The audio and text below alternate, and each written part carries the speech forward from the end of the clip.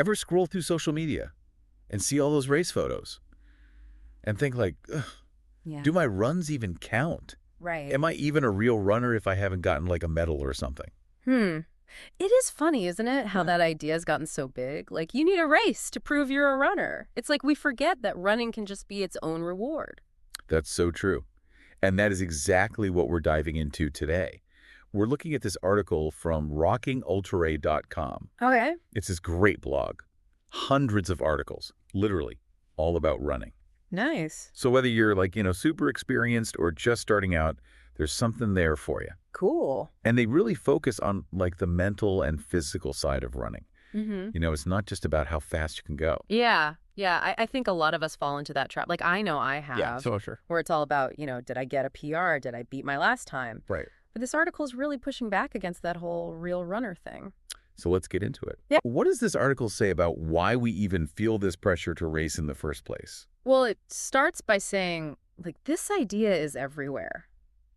Even back in school, remember sports day? Oh, yeah. It was like you had to prove you were athletic, even just to participate. Totally. Yeah. And I feel like social media just makes that so much worse. Oh, absolutely. Now it's not just you and your own experience. It's like, you got to show everyone how well you did. Right. It's like suddenly it's for the gram. Exactly. And the article says that's when we get into trouble because we start caring more about what other people think than about why WE like to run. Yeah. We lose sight of like the enjoyment, the freedom, Yeah. the stress relief, all that stuff. Right. And even the stories we see about running. It's all these competitive runners pushing their limits. Right. Like in movies or documentaries. Yeah, which is inspiring, but it also makes it seem like running IS all about competition. It's like they're the only ones who matter. Yeah. Exactly. It gives you a really narrow view, and this is where the article gets good.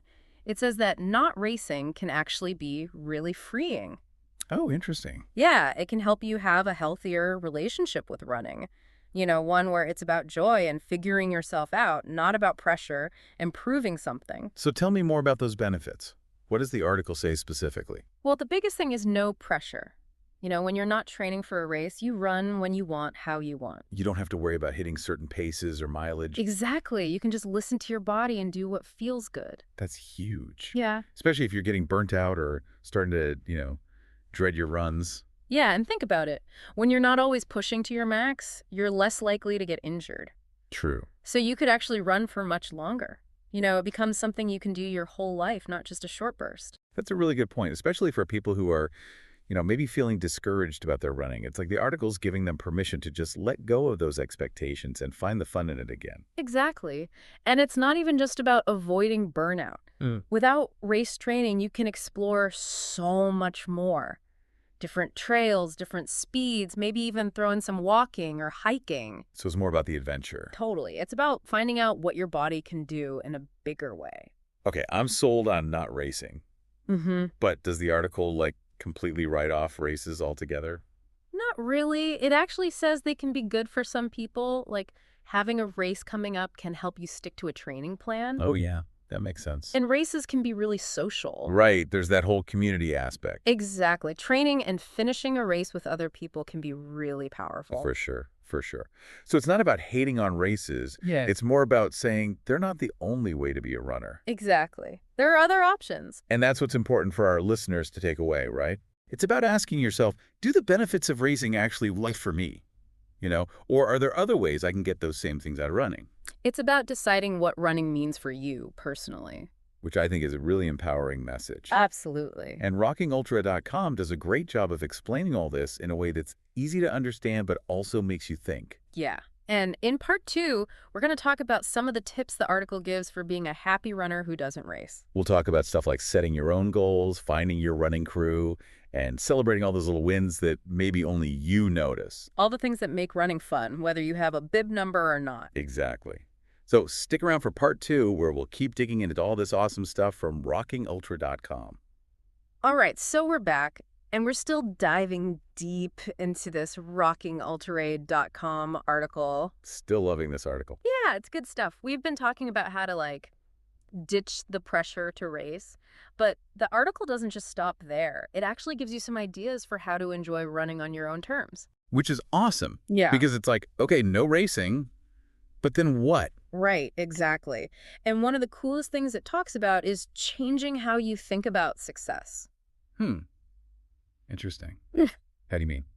Well, we're so used to thinking about success in terms of how fast you run, how many miles are race times. All that external stuff. Right, exactly. But the article's like, hey, what if you looked inward instead? Okay, so instead of obsessing over getting a certain time in a 5K, what are some other ways runners can measure their success?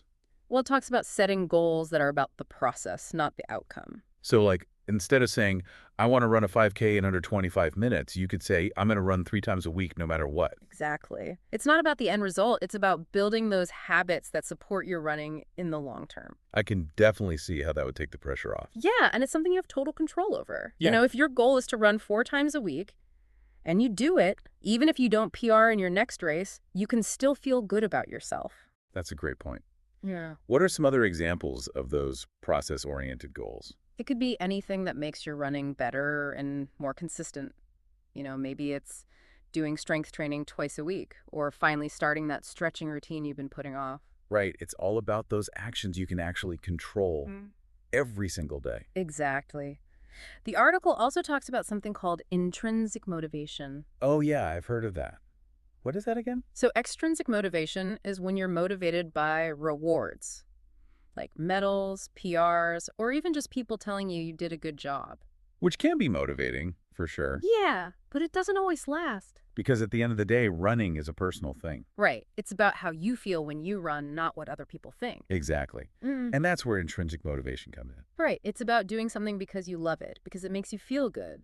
And when you're intrinsically motivated, you're way more likely to stick with it, even when it gets hard. That makes sense. Yeah. But how do you actually get that intrinsic motivation, especially with all the messages we get about, being the best and competing all the time? It takes some work, for sure. The article says to pay attention to how you feel when you're running. Like really notice the sensations in your body. Yeah, your breath, your feet hitting the ground. It's about being present in the moment and enjoying it instead of getting caught up in your head. It's almost like a mindfulness thing. Totally. And another thing the article says is to try different kinds of running. Maybe you've always been a road runner, but you're curious about trails. Or maybe you always run alone, but you've been thinking about joining a group. Exactly. Trying new things can bring back that excitement, that love for running, just because... Which is what it's all about. Totally. It's about letting go of what you think running should be and finding out what it means to you. And that brings us to another big point Rocking Ultra makes. Yeah.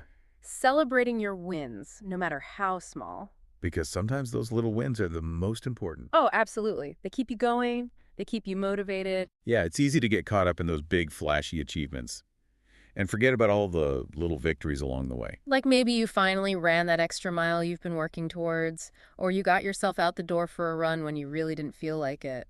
Those are huge wins. They totally are. And you should celebrate them. For sure. It's about recognizing your effort and giving yourself credit for showing up and doing the work, even when it's tough. Exactly.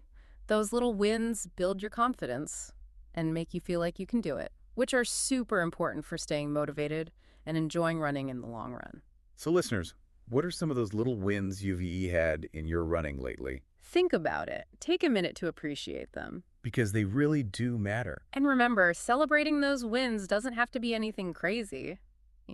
Just pat yourself on the back. Write about your run in a journal. Tell a friend about it. It's all about creating that positive feedback loop that keeps you going on your running journey. And that's what Rocking Ultra is all about. Helping you find that healthy, sustainable, joyful relationship with running. On your own terms. Exactly. All right, welcome back to our deep dive into this awesome article from rockingultra.com. Yeah. We've been talking about redefining success in running and finding that joy outside of racing pressure. And now I kind of want to shift gears a bit to something that's super important to me personally. It's all about community. Yeah, it is interesting, right? Yeah. How even though running can be such a solo thing, connecting with others can totally change the experience. Absolutely. And the article really hits on this, Yeah. especially for people who aren't all about competition. For sure. It's about finding your people, right? Yeah. The ones who get why you run and support you no matter what. And there are so many ways to connect with other runners these days, even if you're not into the whole racing scene. Oh, yeah. Running groups, online forums, social media. There's a community out there for everyone. And the article specifically talks about running groups. Which makes sense. Yeah. They're a great way to meet people who love running just as much as you do. Totally.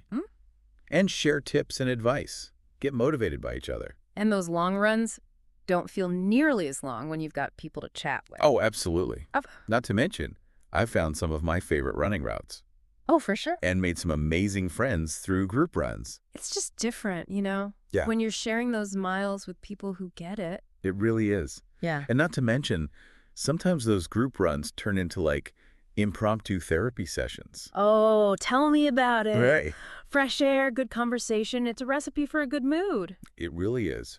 And like the article says, running groups can also be a great way to learn from people who've been running longer than you. Totally. You can get tips on everything from form to injury prevention to what shoes to buy. It's like having a whole team of coaches and cheerleaders all rolled into one. For sure. And even if you're a seasoned runner, you can always learn something new from other people. Always. Right. It's that constant back and forth, Yep. sharing knowledge, supporting each other. Totally. And I think that brings us back to that core message of the article and this whole deep dive. Yeah. You're a runner because you run. Doesn't matter how fast or far. It doesn't matter if you race or not. It's about being out there, Well, moving your body, connecting with yourself. and finding a community that gets you, that supports you, that celebrates those runs with you. And rockingultra.ride.com, they get that. They get the whole picture, you know? They do. The mental and physical side, the community aspect, the joy of running. They really do. So listeners, Yeah. if you haven't already, check out rockingultra.com. You won't regret it. Tons of great articles, tips, resources. Everything you need to take your running to the next level. And on that note, Yeah. that wraps up our deep dives into this awesome article. It was a good one. It really was. We hope you found it as inspiring as we did. Keep running, keep exploring. And keep believing in the power of your own 2 feet. Catch you next time.